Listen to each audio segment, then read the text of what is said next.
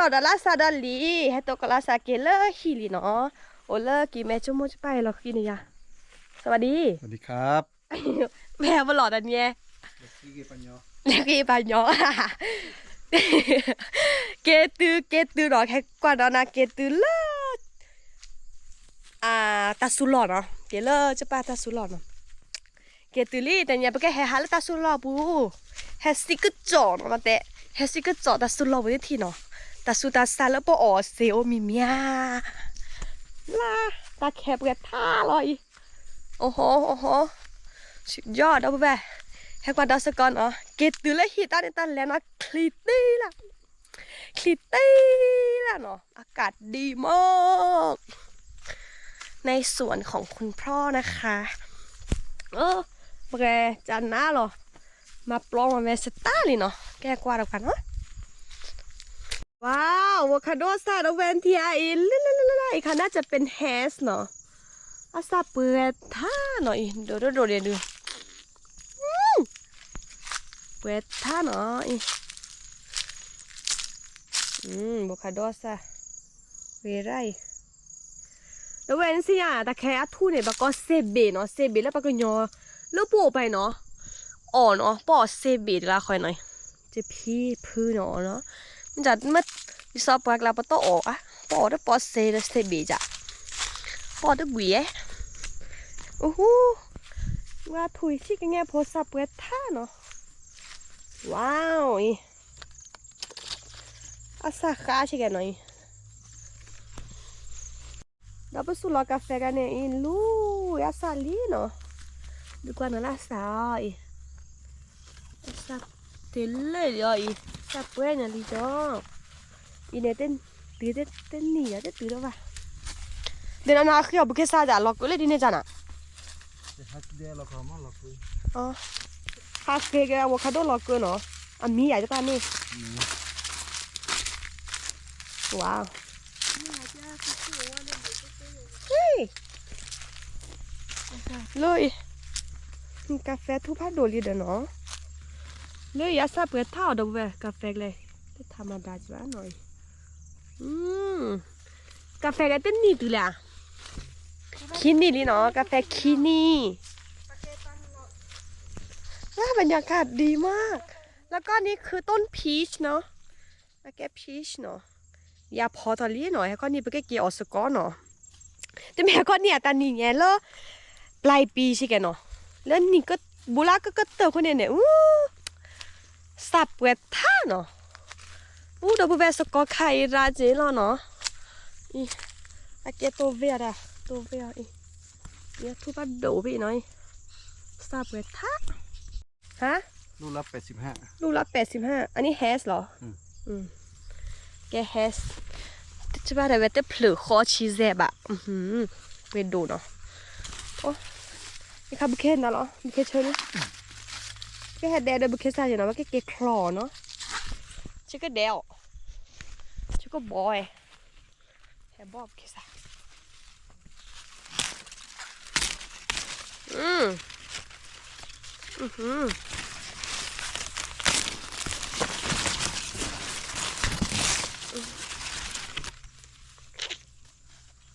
บุคเคน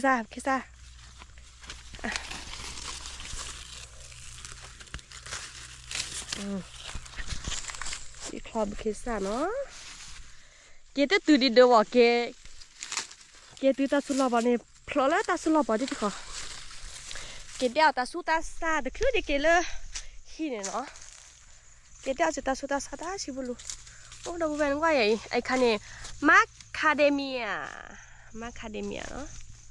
อาซาเปิดท่าเลยหน่อยอาซามูซาพอมูพอหน่อยลูใหญ่มากอาซาโดราหน่อยจะ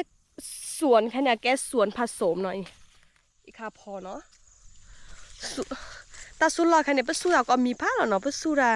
บิเคซาวคาโดตาว่าตาสุตาซาเนี่ยสุดก็มีผ้าหรอเนาะล่ะรู้จักป่ะพอแกกินนะครับแต่เลยมาชอบพอแกเด้อโอ้โหสวยมากดูบุเบย์พอแกดูพอแกร้านหรอหน่อย แต่แกจะแบบแลแดกกินเราชอบเนาะเรื่องกี่แม่วู้เนาะกี่ชอบพอเนาะชอบผ้าแล้วเลือกแจกกันวันนี้เลยได้สวยมาก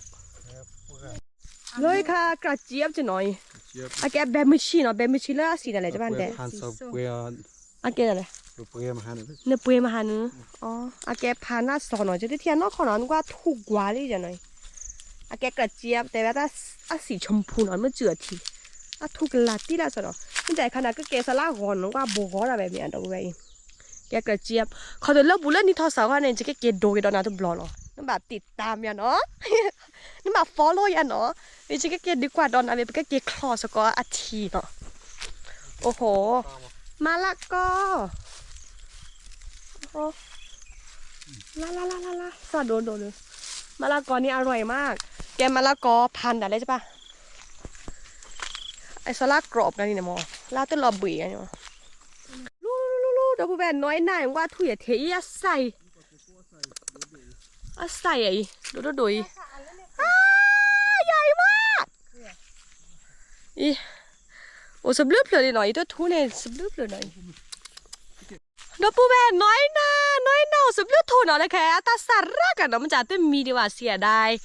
จะขอได้แล้วข้อคุณในบ้านแม่จะก็ดูกว่าแล้วนะแต่ค่ะจะเต้นหน้าน้อยจ้ะเนาะมาหาเนี่ยจะปลาสูแบบว่าจะชมลาแกว่ะนอนด้วยอะไรแท้ๆโกโก้ซะหน่อยเอาตาสัตว์เปรตหน่อยว่าทูเทนี่แล้วบูเบ้นึกว่าใส่เปรตไทยอีนึกว่าไทยสอบปัจจุบันหน่อยโดเรือสัตว์โดกันหน่อยรอติดเลยเปรตไทยว้าวสาระตาสุนหล่อแพ้โปโกโดใครเนาะ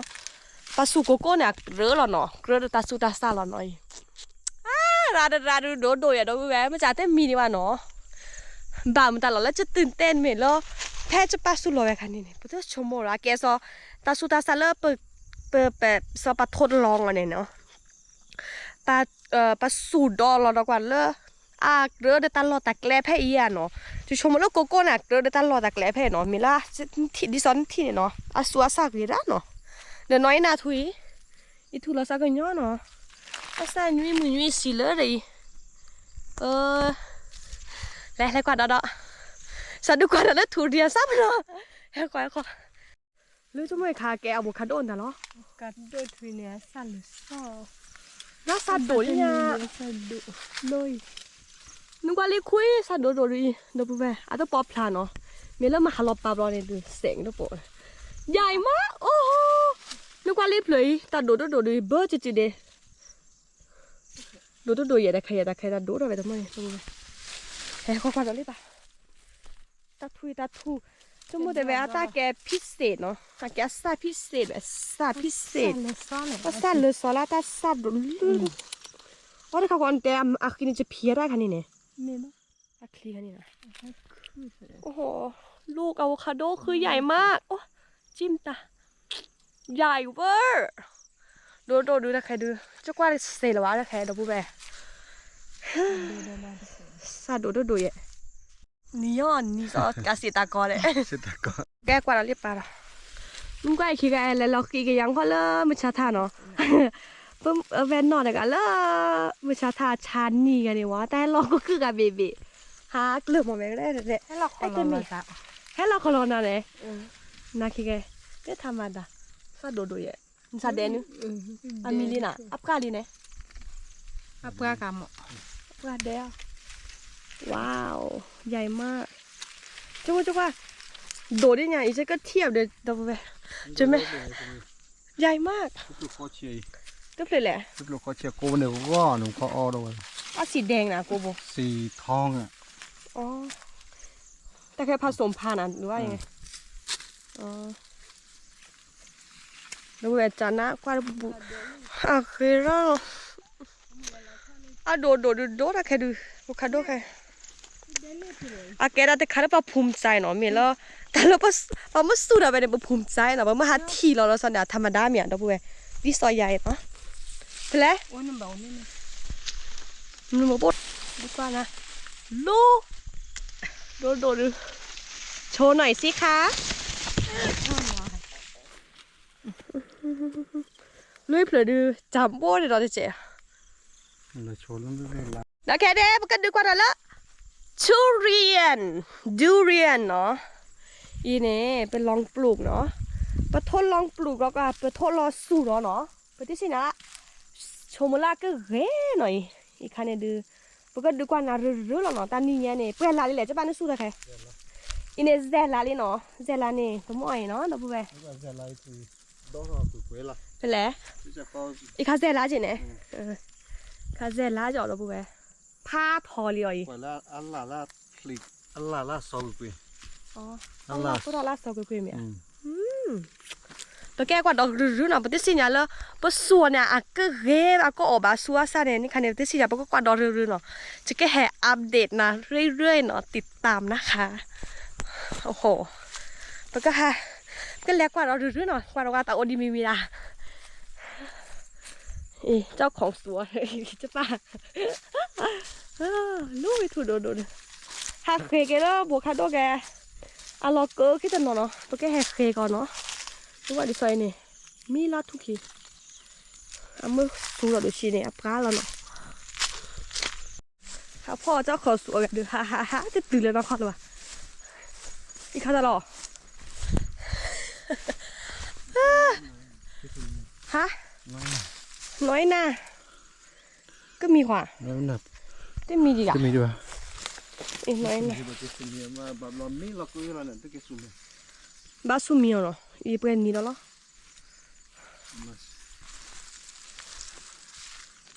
พอชอบได้เสร็จเลยเด้อ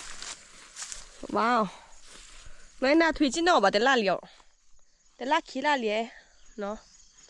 น้อยหน้าปะกุญยาปะก้อยตลอดฮะเซมาหน่วยมาจ่าสะเมียลูกขัดเต็มหน่อยเลยแกคนเราได้ปลาทอบรรยากาศดีตาคลีร่าเนาะบัลเลตาจูคันนี่นอมเบทอเปท่าอินคาสูรอซอมาแคเดเมียเนาะอะไร ฝรั่งสุกแกโมเนาะแต่ยอดที่อยากกว่าไปได้รอชอลาซาไปได้สิเนี่ยเนาะฝรั่งเนาะแล้วกว่าในโป้เนี่ยก็เรียกสุกแกโมอีกคันเนี่ยต้นโกโก้อีกคันที่ทูเดสต์เนาะโกโก้ทูจีเนาะอีกทูเนี่ยบัตเตลอเตซีเนาะก็เอาคาโดช่วยชี้กันเงี้ยพอเนาะนี่จะสับไปท่าอันลาเนี่ยเนาะปอทีเนาะนี่จะอัดผิวด้วยปอเรียนเนาะราชาโกปูนี่เฮ้ยเนาะสมอเกลียวสิเนาะอีกแกดูกว่านั้นเลยสมอเกลเชอร์มะขามนะคะมะขามหวานนี่ดันมาอร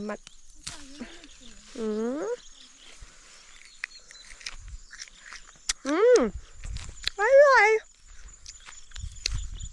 อันเมื่อซีซันชีดิโดชิหน่อยมะขามสมอเกลเนาะสับเป็ดท่าเราแบบนึกว่าแล้วแต่เปล่าเดี๋ยวเทียนแบบให้กว่าแล้วแต่ขอทิสับเป็ดท่าสมอเกลก็แล้วสมอเกลมะขามหวานอร่อย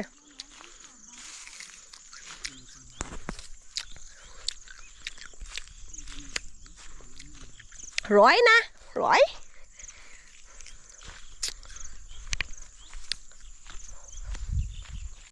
อันนี้ต้นโกโก้นะคะโกโก้ทุนเนาะโกโก้ต้นนี้ก็คือใหญ่มากซาพาโดเราก็สุดที่ได้เป็นยังโอ้โหต้นแค่นี้เองนะคะมาทูชิกันไงเยอะเวอร์น่ากชอตัดสานี่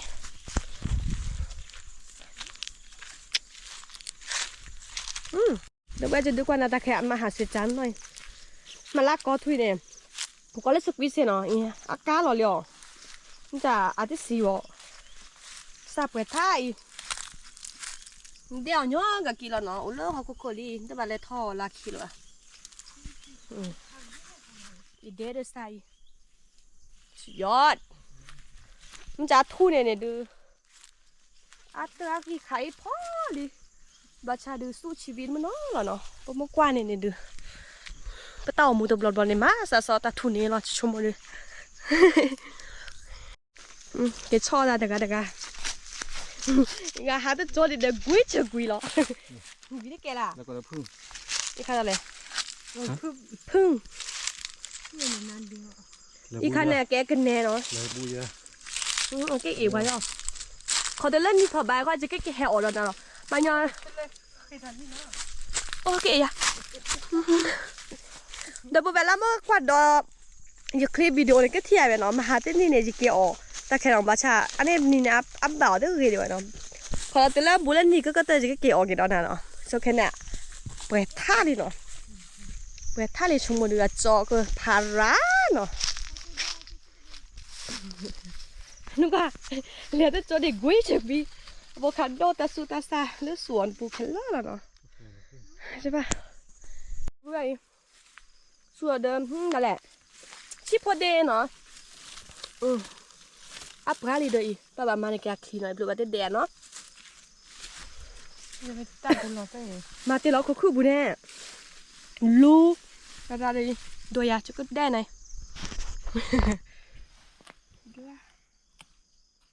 โอ้แต่แค่จอกเบียร์แต่ละชิบะดีนะแกจะเฟเวอริตเนาะแกจะเขาเรียกออกแบกเตอร์กุทะโอ้เดี๋ยวนี่เนี่ยมันชื่อเขาอะไรโอ้ยนะนี่แบบคือบ้าจอดเลยนี่เตอร์คือรถเดินเดินนี่เตอร์ปวดเที่ยวโอ้ยเมื่อสามีบอลเลยนี่ไปถือว่าเสีย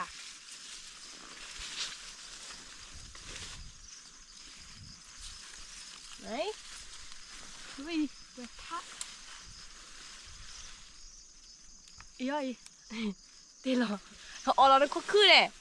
มันก็คือเลยดูไปกระรากหันหน่อยไปกี่ตัวอันนี้ค่ะโอ้ยเยอะมากมาน้อยซาดาเลย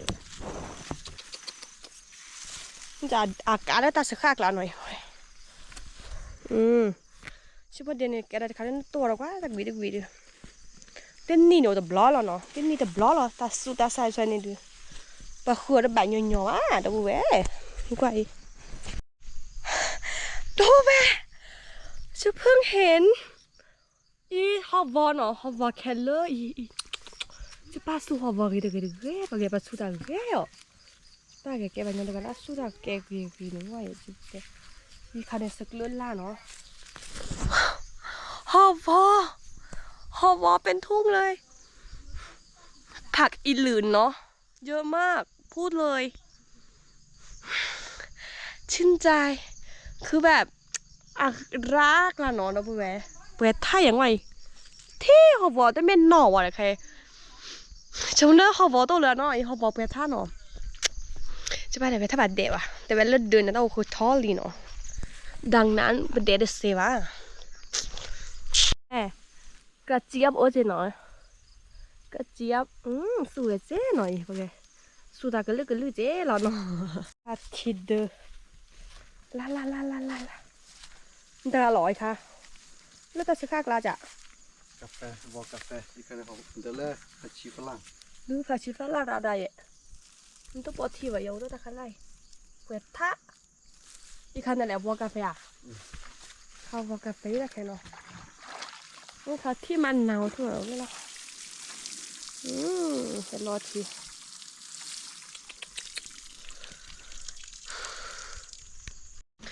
โอเควิลลี่เนาะแค่เนี่ยไปแค่กินอะไรเดินเนาะว่าดอตาเนี่ยดูสดชื่นมากเนาะขอบคุณพระเจ้าแล้วก็